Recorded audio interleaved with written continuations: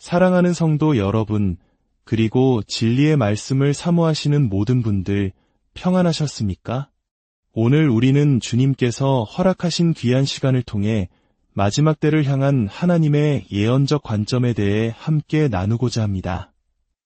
이 말씀은 단순한 지식이 아니라 이 혼란한 시대를 살아가는 우리에게 등불과 같은 지혜가 될 것이며 우리의 믿음을 더욱 굳건하게 세워줄 것입니다. 본격적인 말씀에 들어가기 앞서 잠시 시간을 내어 구독과 좋아요를 눌러주시면 감사하겠습니다. 여러분의 작은 손길은 이 은혜의 메시지가 더 많은 영혼에게 전달되는 귀한 사역에 동참하는 것입니다. 여러분의 그 귀한 마음 위에 우리 하나님의 크신 축복이 늘 함께 하시기를 간절히 기도합니다. 성경에서 예언이란 무엇일까요? 그것은 미래를 점치는 행위가 아닙니다. 예언은 우리를 향한 하나님의 계획이며 그분의 주권적인 시각으로 미래를 우리에게 미리 보여주시는 것입니다. 그렇다면 성경의 예언은 주로 누구를 향해 기록되었을까요? 성경 전체를 관통하는 예언의 중심에는 세 대상이 있습니다. 바로 세상, 교회, 그리고 이스라엘입니다. 이 셋은 서로 대체되는 관계가 아니라 마지막 때의 퍼즐을 완성하는 각각의 중요한 조각들입니다. 그렇다면 하나님께서는 왜 우리에게 예언의 말씀을 주셨을까요? 첫째, 우리로 하여금 알게 하시기 위함입니다. 세상이 어떻게 돌아가고 있는지 영적인 눈으로 시대를 분별하고 그 흐름을 깨닫게 하기 위함입니다. 둘째, 우리로 하여금 준비하게 하시기 위함입니다. 노아가 하나님의 경고를 듣고 120년 동안 방주를 예비했던 것처럼 말입니다. 예언의 말씀은 우리에게 다가올 일들을 미리 알려주심으로써 우리가 영적으로 깨어 기도하며 거룩하게 자신을 단장하도록 이끄는 하나님의 자비로운 초대입니다.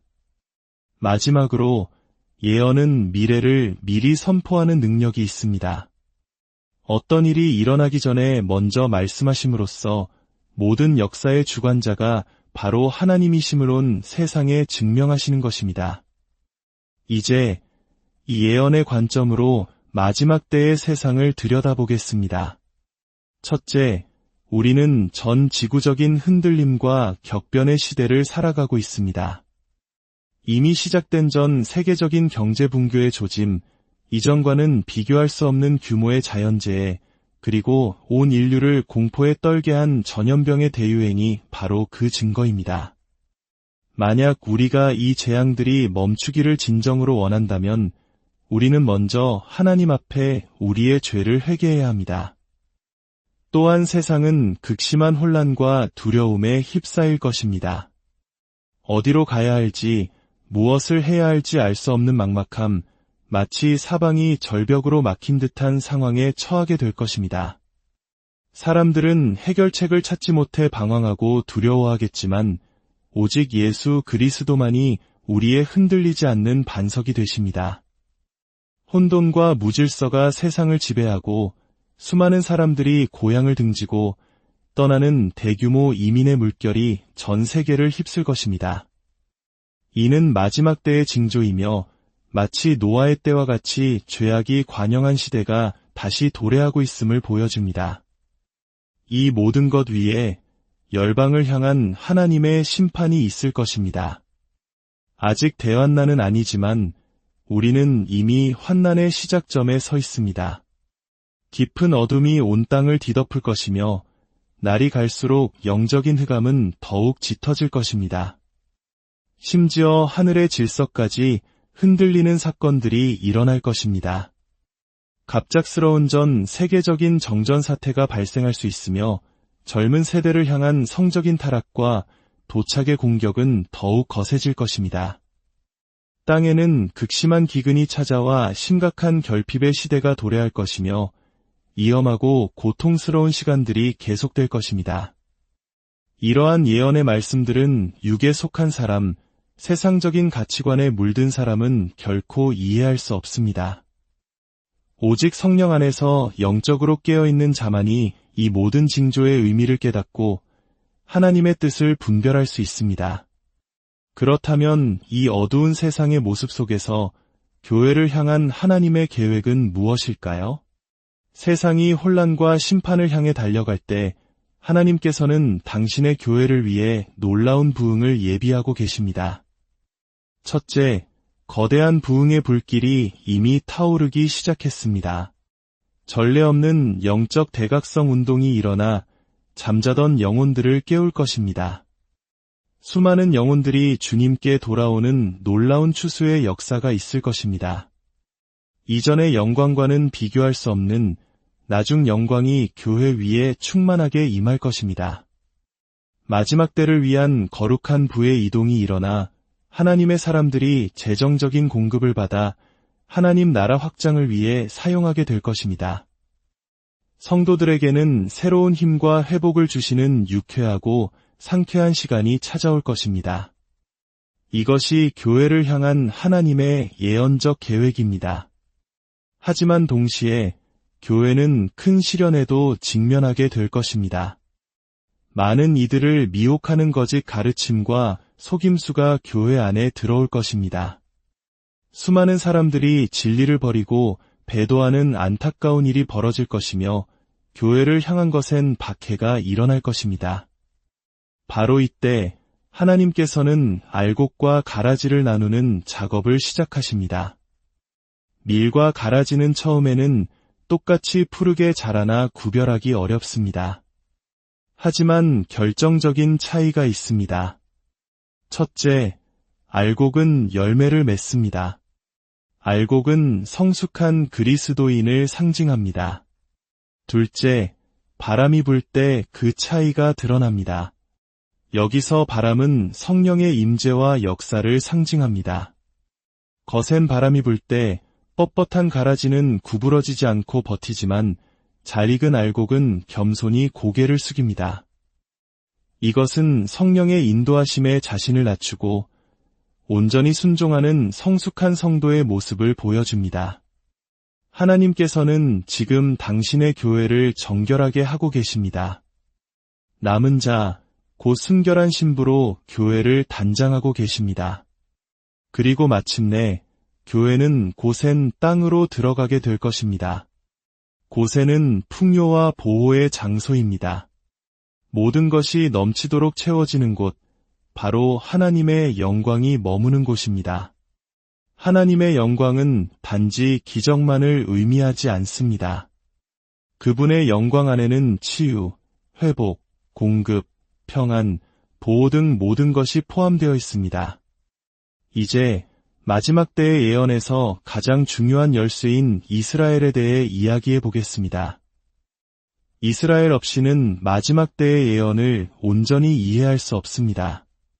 수백 년이 넘는 시간 동안 이스라엘은 나라 없는 민족으로 전 세계에 흩어져 살아야 했습니다. 그들은 민족이었지만 국가는 아니었습니다. 그러나 우리 시대에, 바로 우리가 살아있는 이 시대에 에스겔서 37장의 놀라운 예언이 성취되었습니다. 하나님께서는 선지자 에스겔에게 마른 뼈들이 가득한 골짜기를 보여주셨습니다. 그 뼈들은 바로 이스라엘 족속이었습니다.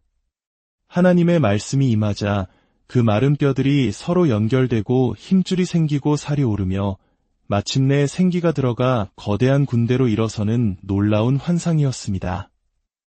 한 선지자의 입에서 나온 예언의 말씀이 죽은 것 같았던 한 민족을 다시 살려낸 것입니다. 이것이 바로 예언의 능력입니다.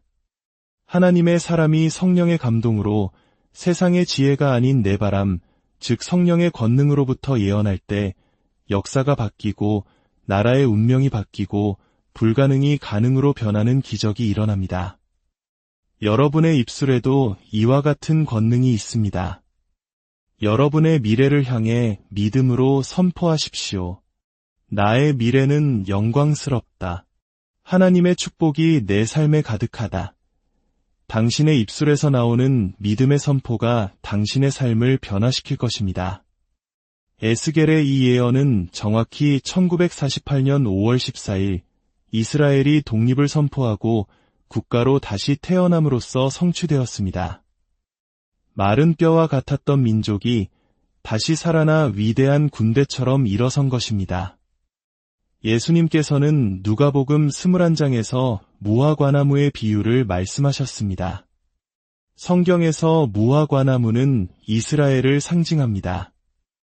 예수님은 무화과나무와 모든 나무를 보라 싹이 나면 너희가 보고 여름이 가까운 줄을 자연히 아나니 이와 같이 너희가 이런 일이 일어나는 것을 보거든 하나님의 나라가 가까이 온 줄을 알라고 하셨습니다. 그리고 이어서 충격적인 말씀을 하십니다. 내가 진실로 너희에게 말하노니 이 세대가 지나가기 전에 모든 일이 다 이루어지리라. 여기서 이 세대란 누구일까요? 바로 무화과나무에 싹이 나는 것, 즉 이스라엘의 독립을 목격한 세대를 의미합니다. 이 말씀을 통해 우리는 예수님의 재림이 얼마나 가까이 다가왔는지 알 수 있습니다. 이스라엘의 회복은 세상과 교회를 향한 가장 강력한 시대적 징표이며 그리스도께서 곧 오실 것이라는 분명한 신호입니다. 하나님께서는 창세기 12장에서 아브라함에게 약속하셨습니다. 너를 축복하는 자에게는 내가 복을 내리고 너를 저주하는 자에게는 내가 저주하리니. 또한 스가랴 2장 8절은 이스라엘을 하나님의 눈동자라고 말씀하십니다. 누구든지 이스라엘을 건드리는 것은 하나님의 눈동자를 건드리는 것과 같습니다. 하나님께서는 이스라엘을 지키시는 분은 졸지도 아니하시고 주무시지도 아니하신다고 약속하셨습니다. 오늘날 우리는 이스라엘을 둘러싼 전쟁과 갈등을 목도하고 있습니다. 많은 나라들이 이스라엘을 압박하고 비난합니다. 그러나 우리는 성경의 관점에서 이 상황을 바라보아야 합니다. 이스라엘은 스스로를 방어할 권리가 있습니다. 지금 이스라엘에게 가해지는 국제사회의 압력은 그들이 마땅히 되찾아야 할 땅을 포기하게 만들려는 사탄의 계략일 수 있습니다. 그러므로 우리는 이스라엘이 그들에게 약속된 땅을 온전히 회복하고 굳건히 설 수 있도록 기도해야 합니다. 이 전쟁이 요한계시록에 나오는 곡과 마곡의 전쟁이나 아마겟돈 전쟁으로 바로 이어지지는 않을 것입니다. 그 거대한 마지막 전쟁은 교회가 휴거된 이후에 일어날 것입니다. 하지만 지금의 이 갈등은 마지막을 향한 전주곡과도 같습니다. 그렇다면 이스라엘이 전쟁 중에 있을 때 우리의 자세는 어떠해야 합니까? 우리는 이스라엘을 축복하고 그들과 함께 서야 합니다. 성경은 불의한 자의 편에 서는 자는 그가 받을 심판을 함께 받게 될 것이라고 경고합니다. 의로운 자의 편에 설 때 의로운 자에게 임하는 축복이 우리에게도 임할 것입니다. 이제 우리 모두 손을 들고 이스라엘을 위해 기도하는 시간을 갖겠습니다. 하나님 아버지, 우리는 이 시간 이스라엘을 축복하며 기도합니다. 주님의 말씀에 따라 이스라엘을 축복하는 자에게 복을 내리신다 하셨사오니 이스라엘 위에 주님의 평화와 보호하심이 임하게 하여 주옵소서. 어떠한 무기도 그들을 해하지 못하게 막아주시고 그들의 국경을 견고하게 지켜 주옵소서. 이스라엘 땅에 놀라운 영적 부흥과 대각성이 일어나게 하시고 메시아이신 예수 그리스도를 깨닫는 은혜를 부어 주옵소서. 이스라엘을 대적하는 모든 악한 세력들은 주님의 손에 의해 심판받게 될 것을 믿음으로 선포합니다. 주님, 이스라엘을 지켜주시고 그들을 통해 마지막 때를 향한 주님의 뜻이 온전히 이루어지게 하여 주옵소서. 살아계신 우리 주 예수 그리스도의 이름으로 간절히 기도드립니다. 아멘. 오늘 말씀을 통해 마지막 때를 살아가는 우리가 어떻게 깨어 기도해야 하는지 다시 한번 마음에 새기는 시간이 되었기를 바랍니다. 이스라엘의 회복을 보며 주님의 때가 가까웠음을 깨닫고 더욱 신실한 믿음으로 주님 오실 날을 준비하는 저와 여러분 모두가 되기를 소망합니다. 주님의 은혜와 평강이 여러분의 삶과 가정 위에 늘 함께 하시기를 축복합니다.